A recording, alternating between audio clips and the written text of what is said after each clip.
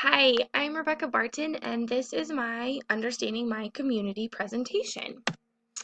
So the first thing is some customs and traditions. In Hayesville, they always have Fall Fest. It's the third weekend of October. It is a big event where they have a parade on Saturday. They have prizes and games. They have a carnival. There are a bunch of food booths set up. They have bands come in, and it's this whole weekend celebration that the community comes together for. They also have homecoming, which turns into a really big event. They have a homecoming parade that a lot of the elementary schools attend, and then that really hypes the community up for the football game. The students here don't really use study groups outside of school. A lot of them do school and then they have sports or church or different activities going on in the evening, so they kind of seem not to do their studying or participate in study groups outside of school. Our district is growing pretty quickly right now. Our elementary school that I work in just added 4 strands for each grade. And with that, there are like 540 kids here. We have 6 elementary schools, 2 middle schools, 1 high school. There is also an alternative high school, and there's a Tri-City day school, which is kind of for the kids that have been struggling and had some hardships in school. They go to that school, so it tends to be kind of on the rougher side. 50%, 56% are free or reduced lunches here, and it's a pretty diverse district. Most of the parents did not attend college because a lot of them were very young parents, either pregnant in high school or right out of high school. Because of that, there are even some that did not finish high school.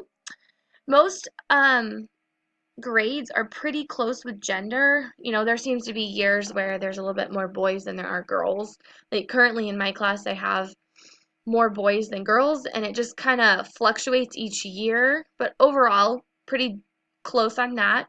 There are more elementary students because we have 6 elementary schools. There are about 11,000 people that live in Hayesville, 5,000 students in the whole district. Most of the parents stay at home, so I don't know, it would be like 70 or 80% of our parents, at least one of them, stay home. The other one that's working is either a white or blue collar. They are extremely hard workers that are providing for their family. Sometimes that means they're working 2 jobs, and then a lot of times they're working like a night shift. So they end up not being able to participate in a lot of events at school because they are working. It's fairly diverse in race. And then as far as religion goes, they are very conservative here with moderate religious views. A lot of the families go to church regularly, even on Wednesdays and Sundays. So, communication channels. There are many local radio stations. There are local news stations. They list school closings on the news stations, but they're not very strong on advertising events. In order to know kind of the events that are going on in the district, you have to be a part of the district, so like a student, and then they're sending home papers or they're on the social media pages. There is a local Hayesville newspaper and also a Wichita newspaper. There is not a school newspaper, so like my school doesn't have a newspaper, but there's an overall district newsletter. We also have a school website, and then the district will call the parents' cell phones with anything that's important information going on at the schools. So like next week for the voting, the election, they decided they're going to do half days for all of the schools. And so with that, because that wasn't on the regular calendar, the district called all the parents to inform them of the changes. Social media is becoming a bigger means for communication. So the district Facebook page and our school Facebook pages are really the ways that parents are getting information about what's going on. And the district is encouraging teachers to have classroom Facebook pages and classroom Twitters. They're very big on social media right now, and they're pushing for us to use that in any way we can to communicate with parents. Most families use social media, like I said, and some of them are using the newspaper, but really they're looking to Facebook for information. How we communicate with staff and parents, typically through email. That seems the best way that a lot of parents get in contact with teachers in ways that we contact other staff members. A lot of teachers do send newsletters home. Typically, they're printed and sent in the folders that we send home on Friday, they have all the information in them that the Facebook page has, but they don't always get read like social media does. The foreign language impact, so it's a very growing community right now. We have lots of ESOL resources at the district for students. So we've got special paras that help with those students. We've got lots of resources that we can reach out to and bring into our classrooms to help those students, but there's not a lot of those that are for the parents right now. So some community groups and organizations, the Senior Center here in Hazel is a very big thing. The community does a lot of things with them, like bringing them Christmas presents, they trick or treat with them. We have tons of board meetings and public meetings. The school board members are very involved in the school. There are a lot of churches in this small town, and with that comes lots of different youth groups and children's groups that the students here are involved with. The HAC is our Hayesville Activity Center, which is kind of like a Y. So they have a gym, but then they also offer different sports that the kids can go play for a small amount of time. They've got all kinds of activities they're always doing. We have the Chamber of Commerce. Some school groups, we have a PTO, which our PTO is mainly teachers currently. We have a tech council, PBIS teams. There's some other different little committees that we have within our school, and then we have the district booster club. Most of our students know each other outside of school, so a lot of them are neighbors because our community is smaller. If kind of live in the same area, so they're playing with each other outside of school. And then some of them go to church together. We have extracurricular activities like band and orchestra for our fifth graders and anyone above that. We've got cheer, football, soccer, there's basketball, baseball. There's lots of different activities going on.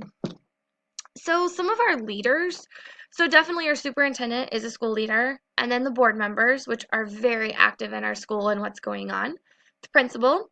There are a few parents that are involved in PTO, but our PTO is mainly teachers.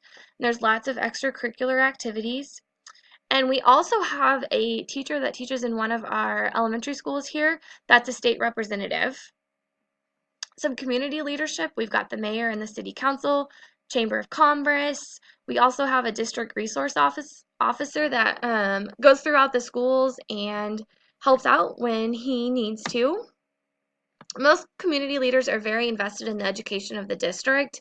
Because it's a smaller district and they work really hard to include the community, they are very involved in what's going on. They have a student first mentality. Our school leaders are like really easy to get a hold of. Our superintendent is really good about contacting us about what's going on in the district, but then if you ever had a question to get a hold of him, you can email him or call him and he's going to answer right away. The school board member meetings, anybody can go to those. They're just not very highly attended. Economic conditions, so medium income here is 51,660. The poverty rate's about 8.31%. 56% are on free and reduced lunches.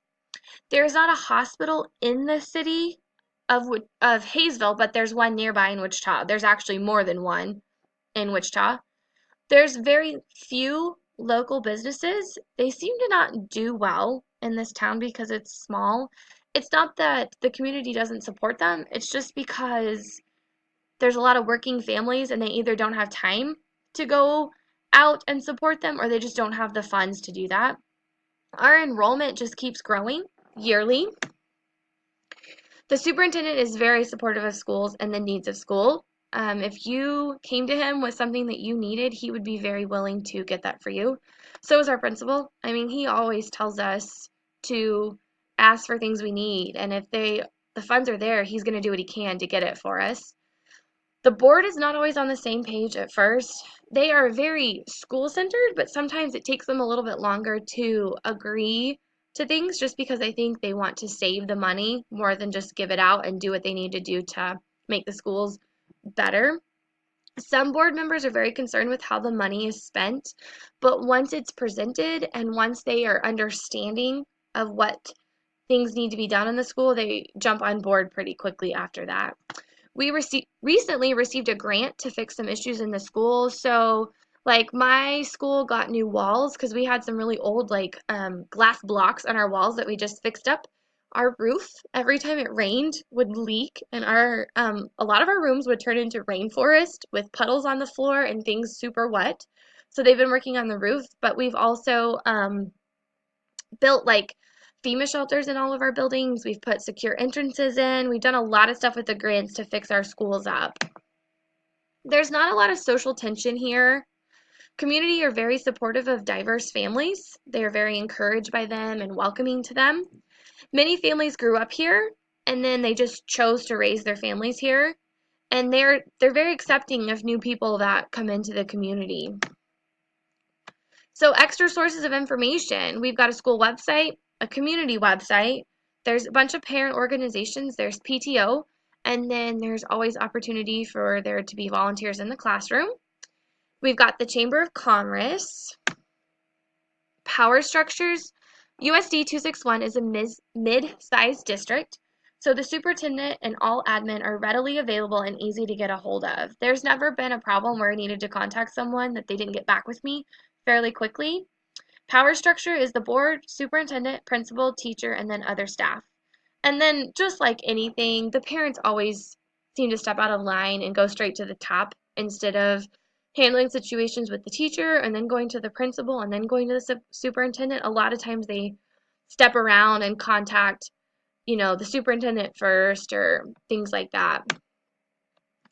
So we've hosted many foreign exchange students here. They are always posting on our district Facebook page about needing more people to host families and stuff like that. There's not a dress code, but you are expected to dress appropriately. There's always a behavior plan in place with expectations to follow it. We are always growing and changing. This is my 6th year here in this district, and there's been a lot of growth and a lot of changes in those 6 years. We're constantly weaving the culture into the school and bringing awareness to different cultures so our students are more understanding of that as they grow up. The board is on top, and then it's the superintendent, the principals, the teachers, and the other staff. Major decisions take input from all stakeholders and people. When they were working on that bond that we just got, they were very good about the board made sure that all of our stakeholders knew, our superintendent was informing the community about everything. They were making sure that all of our decisions, they were communicating it effectively and that everyone was having input on it. District decisions are made with the well-being of the students in mind. They are always making decisions that benefit the students. So just like this bond that we got, they were fixing up buildings that needed to be fixed up, which benefited our kids. There are district board meetings. Staff and parents can go and voice concerns and opinions. Currently, we don't have any surveys to gauge public opinions, but there are different surveys that I get, like as a teacher, and other staff members get that we fill out. Word of mouth is the best way, currently of knowing what the public feels about our district and our schools. We do not currently have any public opinion surveys, but it would kind of be something good to conduct.